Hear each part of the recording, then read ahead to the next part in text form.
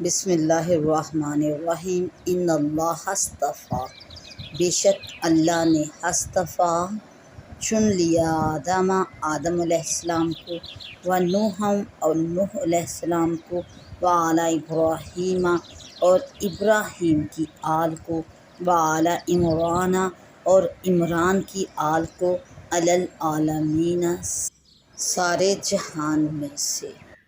ذریتم یہ ایک نسل ہے، بعدھا من بعد ایک دوسرے سے، واللہ اور اللہ سمیع علیم خوب سنتا اور جانتا ہے۔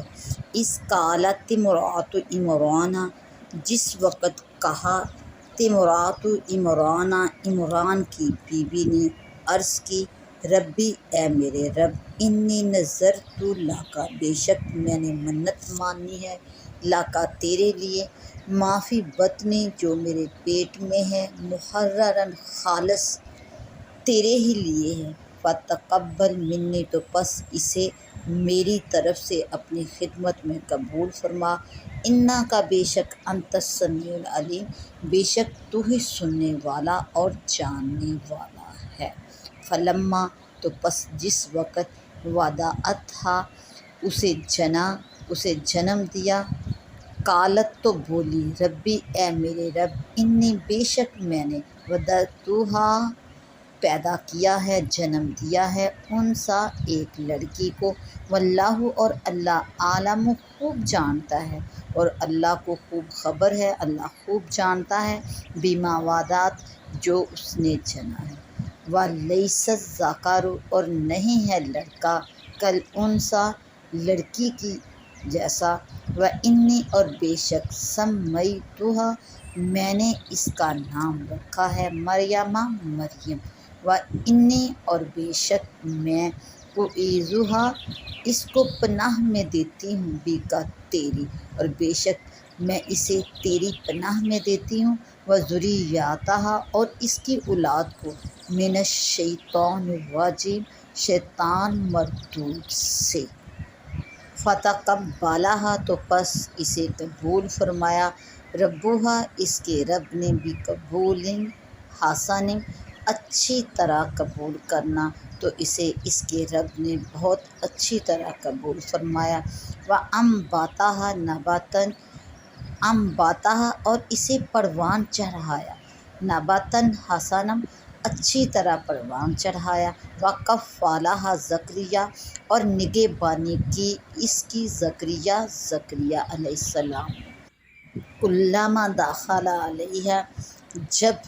اس کے پاس جاتے، زکریا علیہ السلام، زکریا المحراب اس کے نماز پڑھنے کی جگہ، تو جب زکریا علیہ السلام اس کے پاس اس کی نماز پڑھنے کی جگہ جاتے، وجد عندہا رزقا تو اس کے پاس نیا رزق پاتے، قالا تو کہا، یا مریم اے مریم، انا لکی ھذا یہ تیرے پاس کہاں سے آیا، قالت تو بولی، ھو من عند اللہ یہ اللہ کے پاس سے ہے، ان اللہ بے شک اللہ، یرزق رزق عطا فرماتا ہے، من یشاء جسے چاہے، بغیر حساب بغیر گنتی کے، ہنالک یہاں دعا پکارا، دعا کی، زکریا علیہ السلام نے، ربہ اپنے رب سے، قالا بولے، ربی اے میرے رب، ہب لی مجھے عطا فرما، مجھے دے، من لدنک اپنے پاس سے،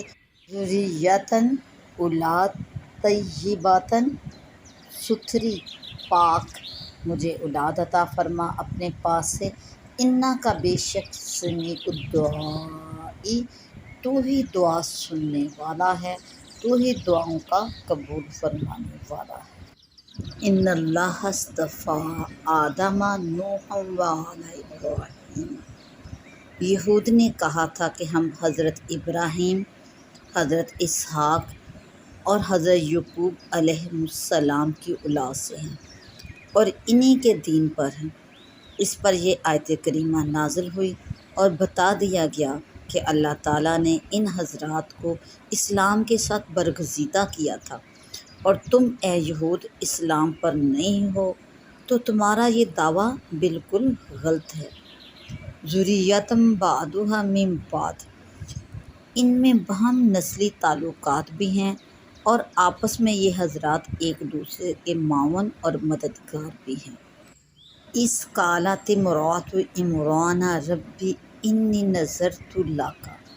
عمران دو ہیں، ایک عمران بن یسہر بن فاحش بن لاوا بن یعقوب، یہ تو حضرت موسیٰ اور حضرت ہارون علیہ السلام کے والد ہیں۔ دوسرے عمران بن ماسان، یہ حضرت عیسیٰ علیہ السلام کی والدہ مریم کے والد ہیں۔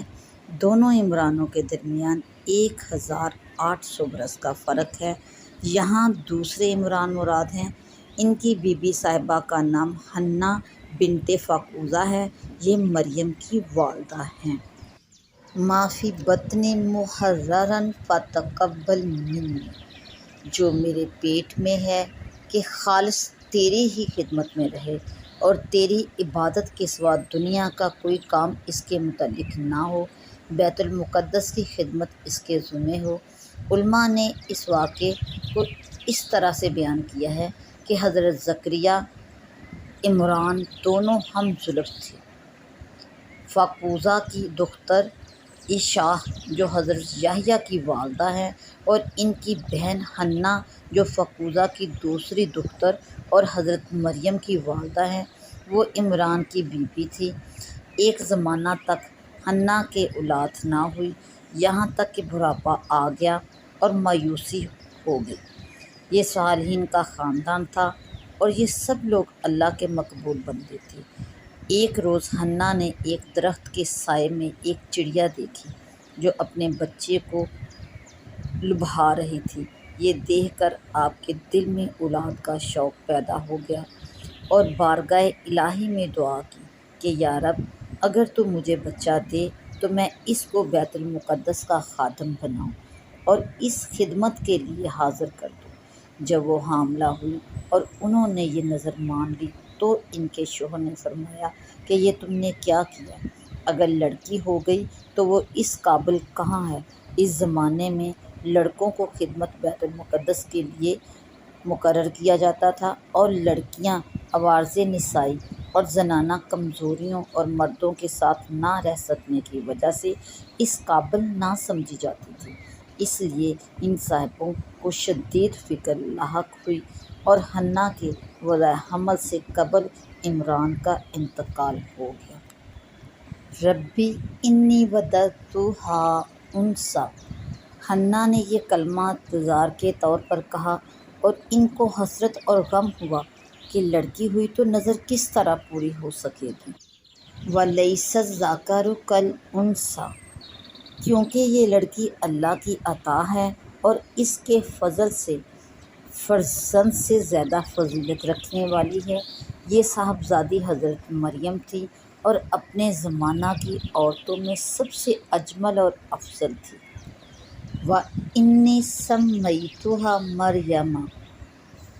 مریم کے معنی عابدہ کے ہیں اور نظر میں لڑکے کی جگہ حضرت مریم کو قبول فرمایا۔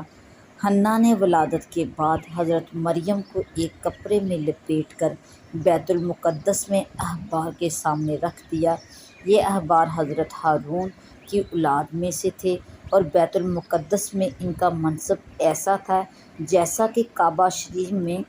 حضرت مریم ان کے امام اور ان کے صاحب قربان کی دختر تھی، اور ان کا خاندان بنی اسرائیل میں بہت اعلیٰ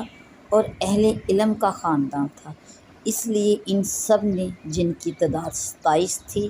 حضرت مریم کو لینے اور ان کی کفالت کرنے کی رغبت کا اظہار کیا۔ حضرت زکریا نے فرمایا، میں ان کا سب سے زیادہ حقدار ہوں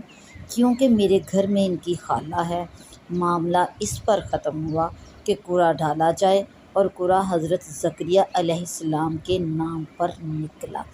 فَتَقَبَّلَهَا رَبُّهَا بِقَبُولٍ حَسَنٍ میں رب کائنات نے اس بات کی طرف اشارہ فرمایا ہے۔ وَأَنبَتَهَا نَبَاتًا حَسَنًا، حضرت مریم ایک دن میں اتنا بڑھتی تھی جتنا اور بچے ایک سال میں بڑھتے۔ وَجَدَ عِندَهَا رِزْقًا، بے فصل میوے جو جنت سے اترتے، اور حضرت مریم نے کسی عورت کا دودھ نہ پیا۔ حضرت مریم نے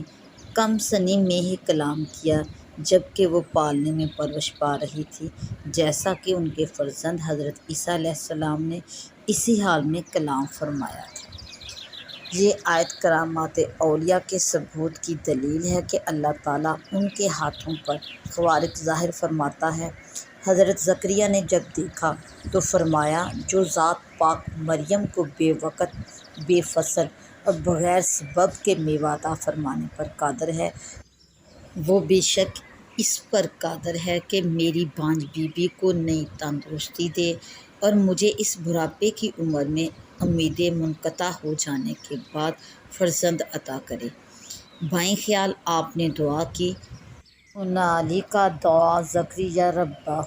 دعا حضرت زکریا علیہ السلام نے اس طریقے سے کی کہ محراب بیت المقدس میں دروازے بند کیے اور پھر اللہ جل شانہ کے سامنے گریہ زاری کی اور پھر اپنے ہاتھ دعا کے لیے بلند فرمائے۔